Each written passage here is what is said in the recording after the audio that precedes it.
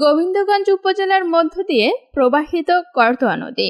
একসময় এই নদীতে মাছ ধরে নৌকা চালিয়ে জীবিকা নির্বাহ করতেন হাজারো মানুষ। চলাচল করত নানা ধরনের মালবাহী নৌকা, যে কারণে দীর্ঘ এই নদীপথে গড়ে ওঠে নানা শহরঘাট, বাণিজ্য কেন্দ্র এবং জেলেপল্লী। কিন্তু 2021 সালে পৌরসভার একটি বিশাল আকৃতির ড্রেন করতোয়া নদীর সাথে সংযুক্ত করায় শুরু হয় ক্রান্তিকাল। এই ড্রেনের মধ্য দিয়ে বসতবাড়ি, হাটবাজার, বেসরকারি হাসপাতাল, ক্লিনিক এবং অটো রাইস মিলের আবর্জনা দিয়ে ভরাট হচ্ছে করতোয়া নদীর তলদেশ। নদী দখল, দূষণ সহ নানা কারণে হারিয়ে গেছে গতিপথ। এতে করে বিপাকে পড়েছেন নদী পাড়ের মানুষ। এ অবস্থায় অবিলম্বে করতোয়া নদী দূষণ বন্ধের দাবি জানান এলাকাবাসী। একসময় মনে করেন যে এই নদীতে নৌকা গেছে, কত কি মাছ মেরে খাওয়া হয়েছে, কত গাছের খরা টরা বসে গাছের পালো টালো মেরে খাওয়া হচ্ছিল এই নদীতে। এখন আর সেটা হয় না, পানি গন্ধ তাক নামাই যায় না। এমন একটা হাত মুখ যে ধোমো, এটাও ধোয়া যায় না, থাকতো খাওয়া কুলি করা এটাও করি। আর নদীর যে দেশি মাছ হয়, আমরা বর্ষার টাইমে বর্ষার পর দেশি মাছ আটকে, এই মাছগুলো খাওয়া যায় না, গন্ধ করে, বাসনা করে। নদী তো ভালো, কিন্তু মাগারি যে ড্রেন, পৌরসভার ড্রেন, এই কারণে মনে করেন যে বিভিন্ন কলকারখানা, তো সেইগুলো দূষিত পানি, বর্জ্য, এই কারণে পানি ঘোলা।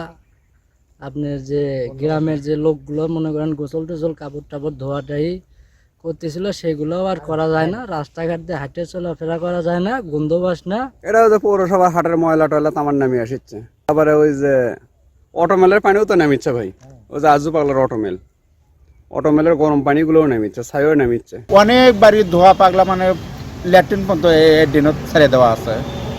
এই কারণে এটার পরিবেশ এত নোংরা হয়ে গেছে। চলতে থাকলে আমাদেরও অসুবিধা হবে। এখানে তো বসত বাড়ি করে থাকি, আরো হয়তো এলাকা ছেড়ে পালান লাগবে।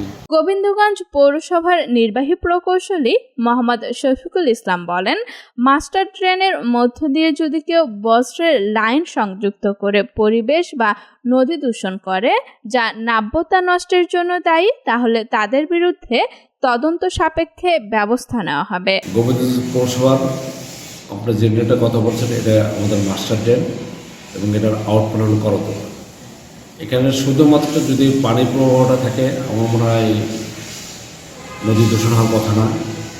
আমি যদি অন্য কোনো বজ্র কিংবা কোনো কিছু যদি কানেক্টিং করে থাকে, কেউ যদি অবৈধভাবে কোনো বজ্র যদি ওখানে ফেলায় ইয়ে করে, এটা আমরা সহজে তদন্ত করে প্রয়োজনীয় ব্যবস্থা নেব এবং নাব্যতা, যাতে নদী নাব্যতা সঠিক থাকে সে দৃষ্টি আমরা সহযোগিতা তদন্ত করে সে প্রয়োজনীয় ব্যবস্থা তার মধ্যে আমরা নিব।